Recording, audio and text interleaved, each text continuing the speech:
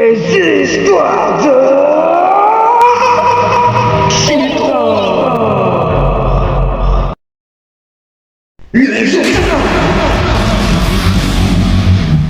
Épisode 2. Précédemment dans l'épisode précédent. Gardez la tête haute et faire face aux épreuves. Ensemble.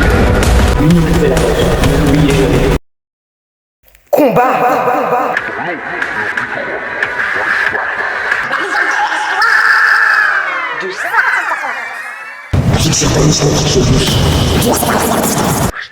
Choqué, bouleversé, traumatisé, tué,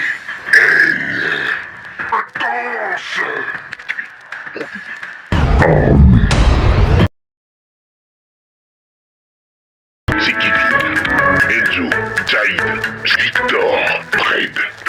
Former et devenir des ninjas combattants, car un danger approche à grands pas. Et 23 ans. Mais revenons un peu en arrière pour comprendre tout ça. Vixirtanis Novaxiolus était la gouvernante de sa planète. Elle abattait des innocents sans raison pour combler son plaisir intérieur. Elle n'était pas comme ça avant la mort de sa mère. Mais depuis qu'elle est morte, les pouvoirs de sa mère étaient désormais à elle.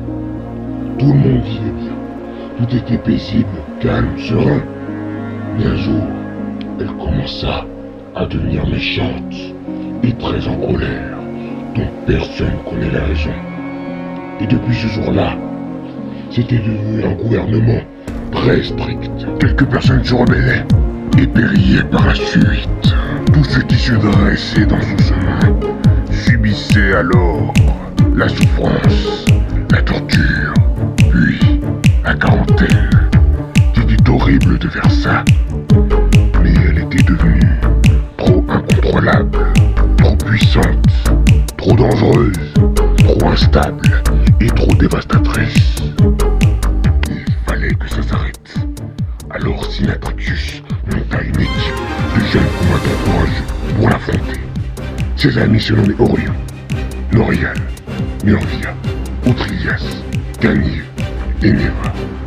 Ils combattirent tous ensemble stratégiquement avec force, courage, intelligence et détermination.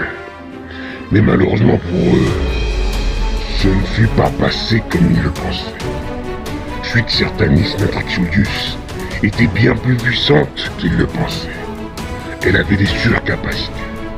Elle a généré son FDAP, Force Défensive d'Absorption de Pouvoir, juste avant leur attaque, et a libéré toute l'énergie absorbée sur eux. Ils étaient très blessés. Tanib ne pouvait même plus se relever. Alors ils résistaient encore plus. Leur détermination s'amplifia incroyablement. Mais il ne suffisait pas. Vixirtanis Novaxiolus était bien plus puissante et réussissa à les vaincre et tua malheureusement Orion, Norial, Murvia, Outrilias et Ganir. Il ne restait plus que Neva et Sinatricus Dersonatrix. Alors ils décidèrent de fuir. Mais Vixirtanis Novaxiolus parvenir à capturer Neva. Sinatricus Dersonatrix réussissa par chance à pouvoir fuir.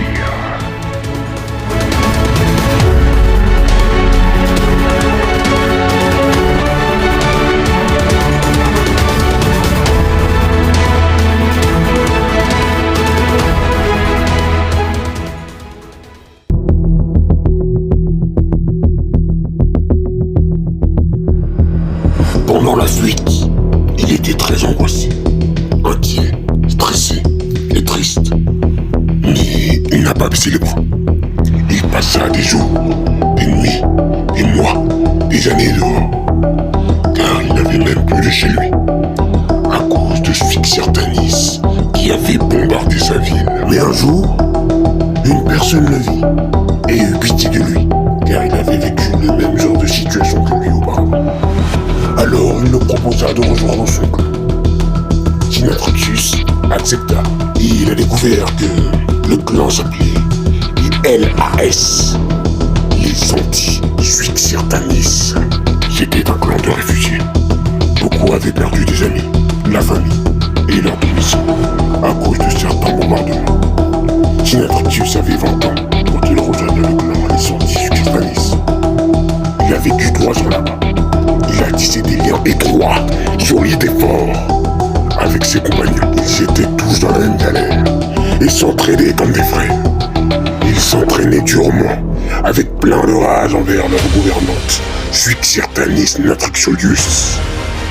Beaucoup d'entre eux croyaient que Suixertanis aurait été à la hauteur et ont été très déçus et vraiment très rancuniers, enragés, blessés intérieurement, car beaucoup de leurs familles sont morts par sa faute. Ils s'entraînaient pour pouvoir un jour stopper tout ça et arrêter tout ce massacre. Ils voulaient tous se venger. Ils étaient aveuglés par la vengeance. Ils voulaient tous la tuer. À ses 23 ans, Sinatricus et son clan, les LAS, parvenirent à emprisonner Suixertanis. Pendant une bataille foudroyante et intense, malgré son pouvoir énorme, comment il avait trouvé et récolté plusieurs armes légendaires dotées de l'énergie diamantée. L'énergie diamantée est une énergie d'un diamant très puissant qui relie plusieurs types de diamants et de fragments. Et grâce à leurs armes et à leur union, ils parvenirent à capturer Suixertanis et l'emmenèrent au commissariat. Mais Sinatricus n'en avait pas terminé avec elle. 2 jours après, il pénétra dans la cellule illégalement. Se servit de son arme à énergie diamantée pour pouvoir l'exécuter. Quand les policiers virent Suixertanis mort, ils menèrent leur enquête et interrogèrent les LAS et un membre de la LAS, un certain Tekmafa, le dénonça. Pourquoi il avait fait ça? Sûrement parce que Sinatricus ne s'entendait pas très bien avec lui. À propos de l'esprit de Hitler, quand Sinatricus a été emmené, Sinatricus était troublé, confus, perturbé, embarrassé, choqué, bouleversé, intrigué et peiné de savoir qu'un des membres de la LAS le trahit. Il ne savait pas que c'était Tekmafa.